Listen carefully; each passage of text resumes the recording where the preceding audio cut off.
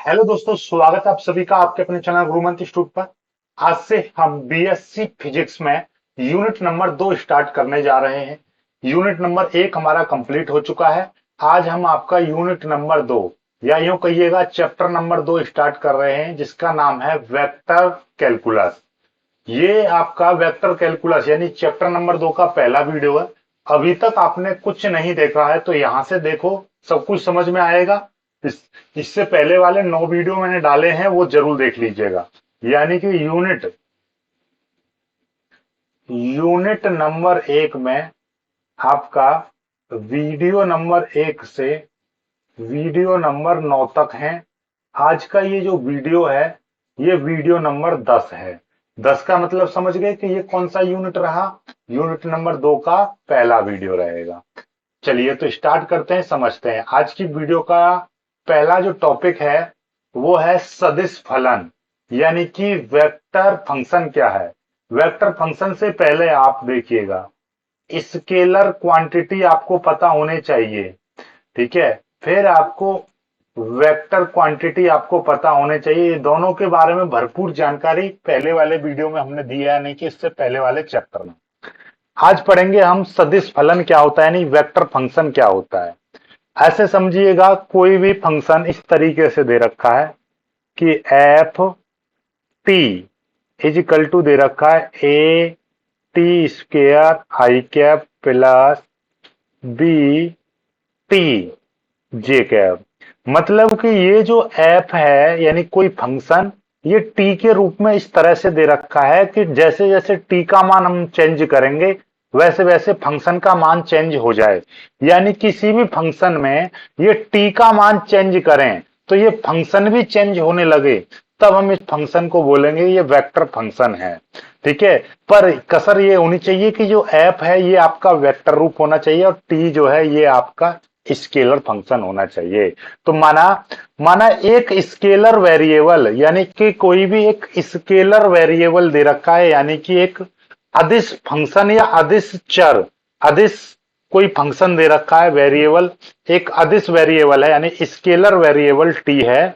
ठीक है, तो कोई फंक्शन स्केलर वेरिएबल टी पर कोई वेक्टर आर इस प्रकार है कि स्केलर वेरिएबल टी के वेरी करने पर, वेरी का मतलब उसमें बदलने पर, वेरी का मतलब क्या है, बदलना। ठीक है, बदलना। ठीक है, स्केलर यानी कि स्केलर फंक्शन टी के वेरी करने पर आर भी वेरी करे। यानी कि दो चीजें हैं मेरे पास में इस तरह से कि मेरे पास एक आर कोई वेक्टर है, आर कोई वेक्टर है, और टी क्या है, टी आपका स्केलर है, टी एक आपका स्केलर वेरिएबल है, स्केलर वेरिएबल है। अब मैं कह रहा हूं कि कोई भी वेक्टर फंक्शन इस तरह से दे रखा है टी के साथ कि टी को हम वेरी करें, यानी टी के मान में बदलाव करें तो आर का मान भी अपने आप बदल रहा है। तब ऐसी कंडीशन में हम आर को, तब ऐसी कंडीशन में तब आर को स्केलर वेरिएबल टी का वेक्टर फंक्शन कहा जा सकता है। यानी कि तब हम इस आर को इस स्केलर टी का वेक्टर फंक्शन कहेंगे। इसको हम आर ए टी या एफ टी से लिख सकते हैं या इसको व्यक्त कर सकते हैं। जैसे कि F T is equal to A T square I cap two A T J cap या बी टी, ये इस तरीके से। या एक और एग्जांपल, आप एफ टी इस तरह से भी लिख सकते हो, 3t स्क्वेयर आई कैप प्लस 5t जे कैप प्लस 6t की पावर 3 के कैप, ऐसे भी लिख सकते हो, कोई दिक्कत नहीं। ये इसके एग्जाम्पल हो गए। या एक एग्जाम्पल ये भी है, एफ टी इजकल टू ये एक एग्जाम्पल हो गया। बात समझ रहे हो, sine T I cap, cos T I cap, sine T J cap, tan T K cap, ये आपका बात समझ में आ गई होगी आपको। यानी कि आर वेक्टर आपको दे रखा है, कहां गया, ओके, आर वेक्टर आपको दे रखा है, टी के रूप में दे रखा है, टी के साथ इस प्रकार दे रखा है कि टी के मान चेंज करने पर आर का मान भी चेंज होने लगे, तब हम इस आर को टी का वेक्टर फंक्शन बोलेंगे। ओके, चलिएगा, अब आते हैं परिभाषा हमारे पास डिफरेंशिएशन। डिफरेंशिएशन क्या होता है, या डेरिवेटिव ऑफ ए फंक्शन। ये हमने इसकी यदि डेफिनेशन की, इसकी हम यदि परिभाषा की बात करें तो वो आपका सेमेस्टर एक का मैथमेटिक्स, मैथमेटिक्स यदि हमने पहला डेरिवेटिव आपको पढ़ाया था, डिफरेंशिएशन डेरिवेटिव यूनिट थी, तो उसमें ये डेफिनेशन वगैरह सारी लिमिट वाले में सारी कराई थी, डेरिवेटिव वाले में कराई थी, ठीक है। तो उस वाले में ये सारी चीजें कराई हैं मैंने, वहां पर जाकर देख लीजिएगा। जिन्होंने अभी तक मेरे मनोज सर चैनल को सब्सक्राइब नहीं किया है, यूट्यूब पर मनोज सर सर्च करिएगा, चैनल आएगा, उसको सब्सक्राइब कर लीजिएगा। बीएससी का पूरा मैथ में मनोज सर चैनल पर ही करा रहा हूं। जिन्होंने अभी तक नहीं सब्सक्राइब किया है कर लीजिएगा, वहां पर ये सारी परिभाषाएं इसकी मिल जाएंगी। फिलहाल यहाँ पर समझो, मैं सारा कुछ समझा दूंगा आपको, सारा कुछ समझाऊंगा अच्छे तरह से, देखिएगा यहां पर क्या चल रही है परिभाषा हम किस तरीके से देंगे। माना कि मेरे पास y बराबर एफ एक्स, यानी कि कोई फंक्शन इस तरह से दे रखा है कि y आपका x पर डिपेंड है, x पर क्या है, डिपेंडेंट है। x का मान जैसे जैसे, x का मान जैसे जैसे चेंज होगा, x का मान चेंज होगा तो y का मान अपने आप चेंज होने लगेगा। बात खत्म, सीधी सीधी बात है कि भाई y बराबर आपको दे रखा है एक्स स्क्वेयर, इस तरह से। अब x की जगह पर मैं x की जगह पर 1 2 3 4 रखूंगा, तो y का मान अपने में 1 4 9 16 होता चला जाएगा।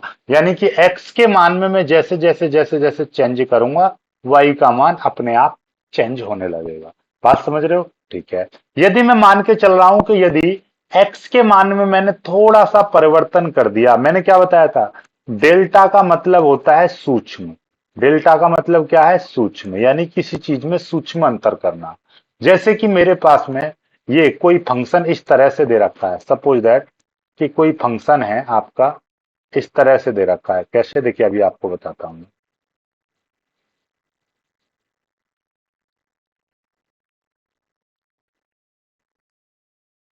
ये मेरे पास में एक फंक्शन है y इजिकल टू एक्स दे रखा, x+2, ये दे रखा। अब मैं x की जगह पर यदि मैं कितना लूं, 5 लूंगा, तो y की जगह पर कितना आ जाएगा, 5+2 यानी कि 7 आ जाएगा।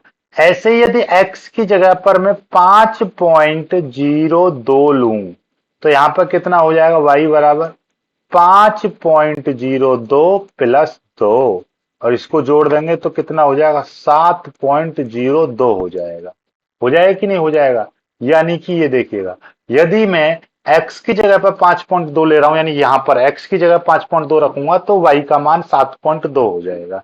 यानी कि इस x में मैंने थोड़ा सा अंतर डाला, यानी कि एक छोटी सी संख्या, थोड़ा सा, कितने का अंतर डाला था, ये देखिएगा, इतने का अंतर मैंने डाला, 0.02 का। ये इसके साथ में मैंने, किसके साथ में, इस राशि के साथ में मैंने जोड़ दिया, तो y के मान में भी थोड़ा सा, देखिए यहां पर y कितना था, 7 था, ठीक है। जब x 5 था तो y 7 आया, x में y से थोड़ा सा अंतर कर दिया, यानी कि 0.2 का अंतर करा, तो y के मान में भी 0.2 का थोड़ा सा ही अंतर आ गया।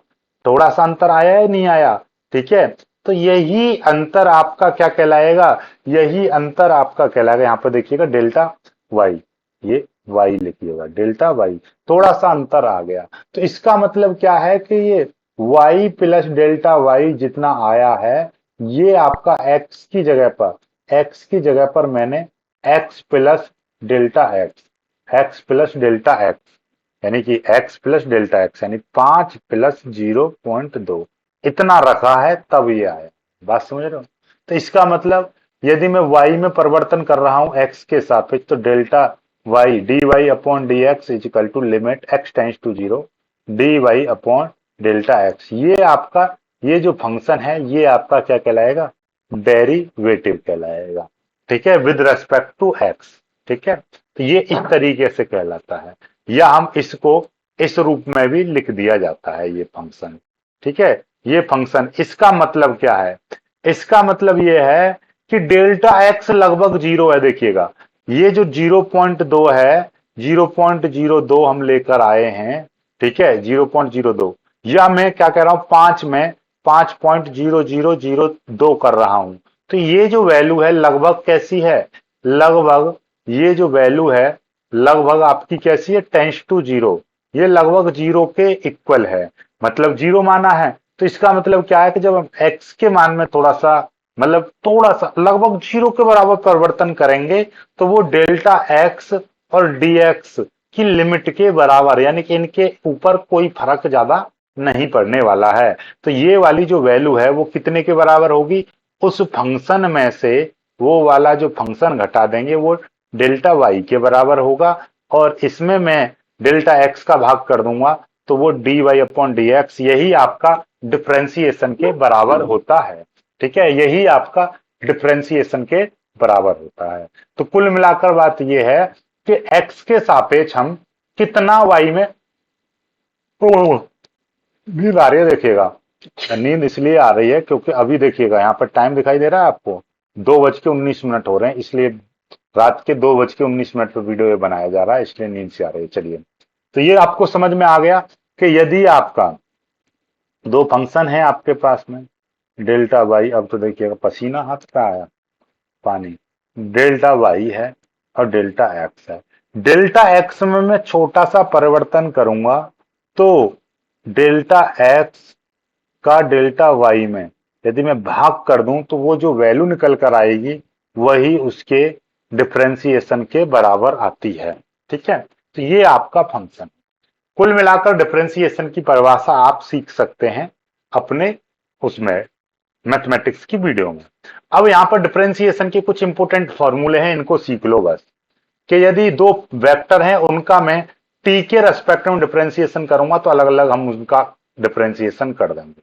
यदि यहां पर फाई आपका कांस्टेंट है तो यदि कोई किसी वेक्टर में कांस्टेंट की मल्टीप्लाई हो रही है तो कांस्टेंट आपका बाहर निकल जाता है, उस वेक्टर की हम क्या कर देते हैं, डिफरेंशिएशन कर देते हैं। यदि दो है हमारे पास में, आपने मैथ में ये वाला फॉर्मूला तो आपने पढ़ा ही होगा, एक फंक्शन और दूसरा फंक्शन, इन दोनों की मैं अवकलन करता हूं तो कैसे करता हूं कि पहला वाला फंक्शन जो कहते हैं दूसरे का अवकलन, फिर प्लस दूसरा दूसरा वाला फंक्शन, यानी कि दूसरा वाला फंक्शन पहले का अवकलन, इस तरह से किया था नहीं किया था, ऐसा है। तो यही फंक्शन यहां पर लगेगा, लेकिन यहां पर क्रमबद्ध तरीके से लगेगा। यदि यहां पर देखिएगा ए इधर है तो ए इधर ही रहेगा, बी इधर है तो इधर है, पहला फंक्शन जो कहते हैं दूसरे का अवकलन, फिर प्लस अब की बार दूसरा वाला फंक्शन जो कहते हैं पहले का अवकलन, ये डॉट प्रोडक्ट है तो डॉट प्रोडक्ट जो का त्यों रहेगी साथ में। बात समझ रहे हो, किस तरीके से आपका ये पहला वाला फंक्शन दूसरे का अवकलन, दूसरा वाला फंक्शन पहले का अवकलन, ऐसे यहाँ पर क्रॉस है तो पहला वाला फंक्शन क्रॉस प्रोडक्ट दूसरे का अवकलन। ठीक है, ये ए यहीं पर रहेगा और बी दूसरा वाला फंक्शन जो कहते हो पहले का अवकलन, इस तरीके से। यहाँ पर कुछ थ्योरम, कुछ वेरी मोस्ट इंपोर्टेंट थ्योरम है ये, इसको वेरी मोस्ट इंपोर्टेंट कर लीजिएगा। वेरी इंपोर्टेंट कराऊंगा दो सवाल, देखिएगा एक सवाल ये है, कई बार ये आ चुका है, इसको देख लीजिए। सिद्ध करो कि यदि सदिश इस तरह से दे रखा है, के लिए ये चीज आपको प्रूव करनी है। ठीक है, चलिए सॉल्यूशन करते हैं, बहुत ही प्यार से सॉल्यूशन हो जाए। माना कोई वेक्टर, कोई वेक्टर ए इस प्रकार है, कैसे है देखिएगा, ए वेक्टर डॉट ए वेक्टर, आपको पता है ए वेक्टर की ए वेक्टर मल्टीप्लाई करते हैं तो वो क्या हो जाता है, ए स्क्वायर हो जाता है। कोई वेक्टर इस तरह से दे रखा है, अब मैं क्या कर रहा हूं, इसका डिफरेंशिएट कर दे रहा हूं,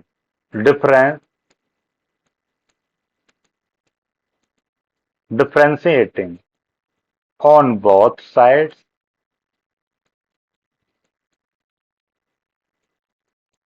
with respect to,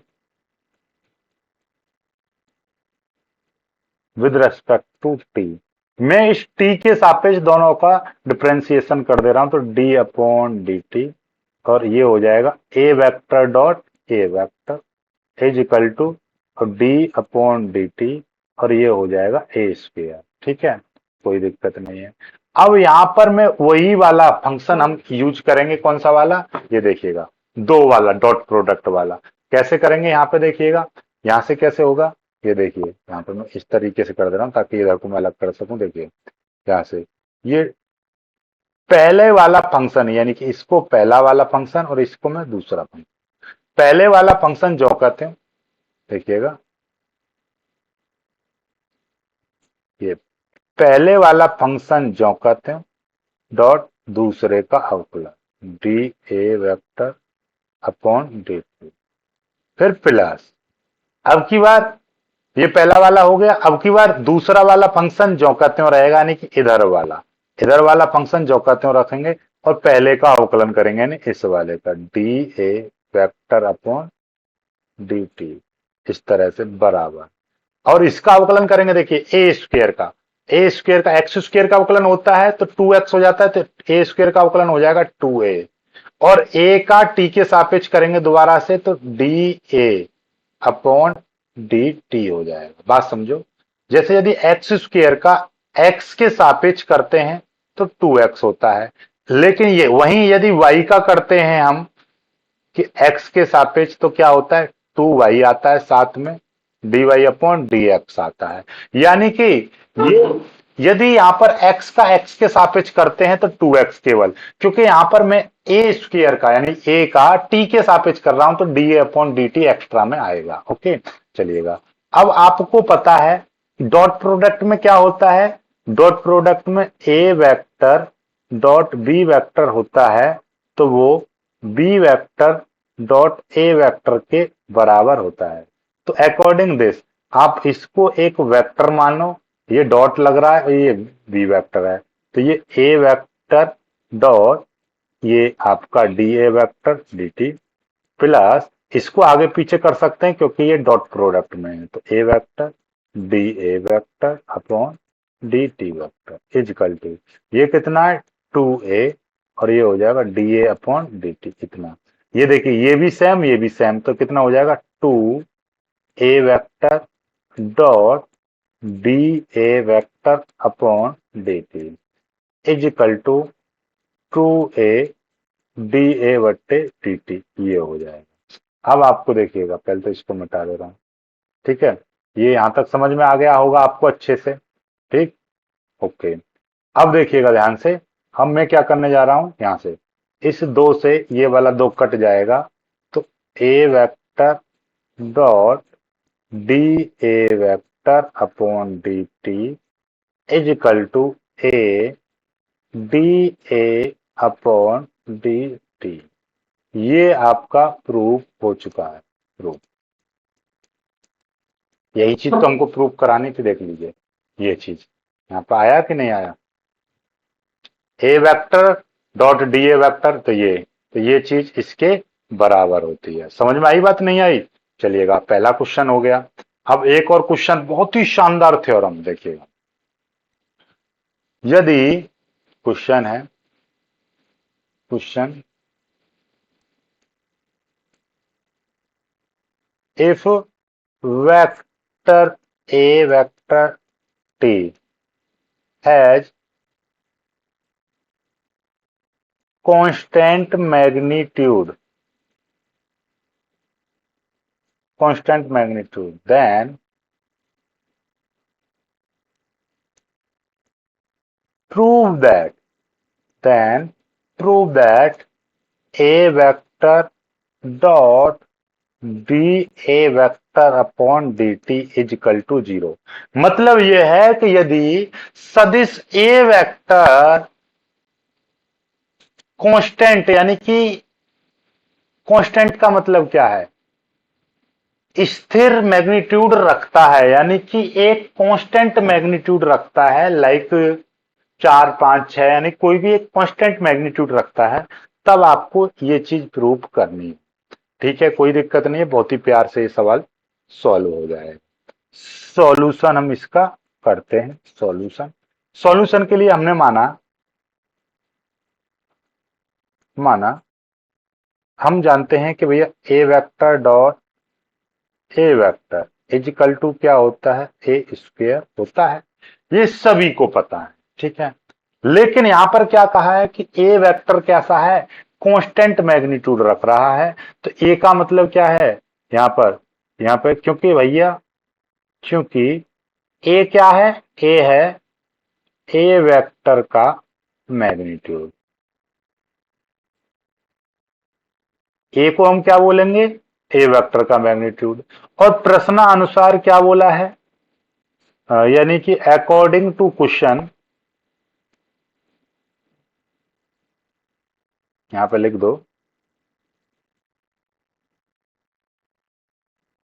according to question A is equal to क्या हो जाएगा, कांस्टेंट। जब ये कांस्टेंट हो जाएगा, ध्यान समझिए, ये कांस्टेंट हो गया, ठीक है। तो कांस्टेंट हो जाएगा तो इसका मतलब क्या है, D A upon D T करेंगे तो इसका मान कितना हो जाएगा, कांस्टेंट का यदि अवकलन करेंगे तो 0। इस चीज को याद रखिएगा, समीकरण इसको इसको समीकरण 1 मान लो और इसको समीकरण 2 मान लो, ठीक है। ये समीकरण 2 है, इस चीज को याद रखिए, क्योंकि ए बराबर कांस्टेंट है तो इस कांस्टेंट का यदि अवकलन करेंगे तो 0 हो जाएगा, ठीक है। अब यहां पर करेंगे, अब चलो समीकरण 1 से, फ्रॉम इक्वेशन 1। अब इक्वेशन 1 को लो, क्या है, A vector dot A vector is equal to A square, ये हो गई। अब पुराने जैसा ही आप इसको सॉल्व कर देंगे, यानी डिफरेंशिएट कर दीजिए, D upon D T A vector dot A vector is equal to कितना हो जाएगा, डी अपॉन डी टी, ये हो जाएगा ए स्क्वेयर। इसका करेंगे पहला फंक्शन जो कहते हैं और दूसरे का अवकलन अपॉन डी टी, फिर प्लस, अब की बार पहले का अवकलन दूसरा फंक्शन जो कहते हैं, ठीक है, इज इक्वल टू इसका करेंगे 2a हो जाएगा, ए का दोबारा से करेंगे D A upon D T होगा। इसको हम बदल लेंगे आगे पीछे, D A vector upon D T plus, इसको मैं आगे कर दूंगा तो ए वेक्टर आगे आ जाएगा dot D A vector upon D T is equal to ये 2a और D A upon D T हो जाएगा, ठीक है। इसको यदि मैं जोड़ूंगा तो कितना हो जाएगा, 2a वेक्टर और dot dot D A vector upon D T is equal to 2a और D A upon D T हो जाएगा। इस दो से ये दो कट जाएगा, तो टोटल मिलाकर कितना आ जाएगा,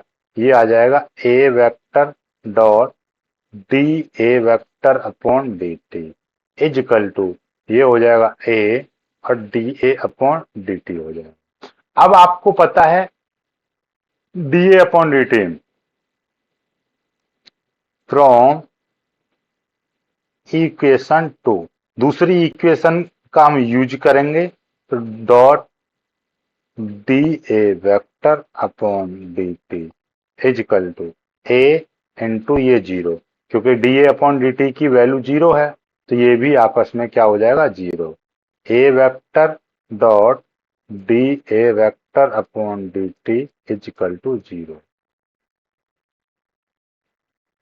यही चीज प्रूव, यही चीज तो आपको प्रूव करनी थी, पुराने जैसा हो गया कि नहीं हो गया, यही चीज आपको प्रूव करनी थी, A into D A vector upon D T is equal to 0, तो ये आपका 0 आ गया। यानी पहले जैसे सवाल का ही इसमें यूज हुआ है, आप इसको पूरे को देख सकते हो इस तरीके से, ये हो गया यहाँ पर, ठीक है। ये पूरा सवाल हो गया, आपको अच्छे समझ में आया कि नहीं आया, इस तरीके से आप यहाँ पर सारी चीजों को कर सकते हो। चलिए आज की वीडियो में सिर्फ इतना ही कराएंगे, बाकी कराएंगे कल। समय हो गया बहुत ज्यादा, देखिएगा समय यानी 2:32 हो चुके हैं, बहुत ज्यादा समय हो गया। अभी मेरे को एडिट करनी है ये वीडियो, फिर उसके बाद में अपलोड भी करनी है। चलिए।